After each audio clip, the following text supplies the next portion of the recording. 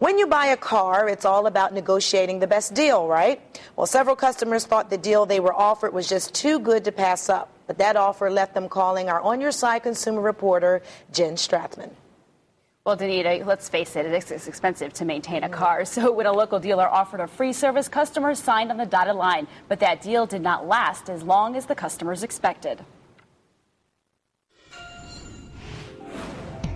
If they promise you something, they should honor it. Well, needless to say, I was floored. They're just trying to rip the people off, or what? It's a question these consumers brought to 5 on Your Side after their car dealer stopped honoring a service agreement. A big selling point. They bought their cars at 2 different Spitzer dealerships, both on Brook Park Road, just a mile apart, and they were all offered the same deal. It says free oil change, free lube oil filter change as long as you own the vehicle. Free oil changes every 5,000 miles can add up to hundreds of dollars in savings over the lifetime of a car. All 3 consumers say Spitzer honored the deal over and over with no questions asked. Suddenly, without notice, their lifelines ran out after just 5 years. Rich's car only has 17,000 miles on it. It's like a breach of contract as far as I'm concerned. All 3 consumers got the free oil changes at Spitzer Buick Cadillac on 109th and Brook Park Road. This spring, Spitzer put up signs telling consumers, "We have moved to 130th and Brook Park Road, 1 mile west." We had a customer take a hidden camera to the 130th location to ask about the move.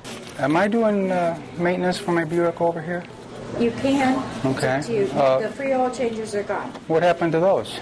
They were given out through Spitzer Buick and Cadillac. While Spitzer Buick Cadillac did the free oil changes, we found some of these deals were given out by the other Spitzer dealership, the one still open at 130th and Brook Park. That's where Diane Fava bought her car. It's all one in the same place. But they should honor what they committed to. The fine print of the certificate says good only at Spitzer Buick Cadillac, but consumers like George Mallory say it's the Spitzer logo on the certificate and the Spitzer logo on the dealership doors that sold him on the car. We keep going back to that name, whether it's Buick, Dodge, Mitsubishi, Kia, what have you. I bought it from Spitzer. They have all kinds of corporate structures that are designed to minimize taxes and things that don't make any difference to the consumer. We took this case to the state's top consumer watchdog, Attorney General Richard Cordray. Simply moving from one location to another doesn't mean they don't have to honor the commitments they've made. Spitzer's chief operating officer wouldn't talk about this commitment on camera. After I told him what our hidden cameras captured. You just change the addresses, so that makes that what? No good? And what the certificate said, the chief operating officer asked consumers to call him directly. I just got the news from Jen Strathman that you're going to honor my lifetime oil changes on my Buick. The chief operating officer blamed miscommunication for the deal Spitzer stopped honoring. Customers in 5 on Your Side were both assured the deal will restart and last for as long as the customers own their car. Without your help, I'm convinced that it wouldn't have happened. Spitzer's owner, Alan Spitzer, called News Channel 5 today and offered this comment.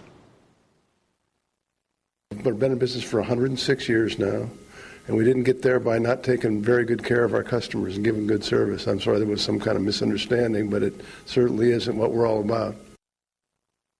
Alan Spitzer estimates there are a few hundred certificates and says you can go to any dealership for the oil change. His office may even throw in something extra to make up for this inconvenience to customers. Wow, that's a good thing. But Jen, you know, with more and more dealerships closing, businesses are closing, how can consumers protect themselves from this? Right. This is not an isolated case. Right. Consumers need to ask questions like what if, so they know what's going to happen and what the possibilities are if that business does close. All right. Thank you very much, Jen.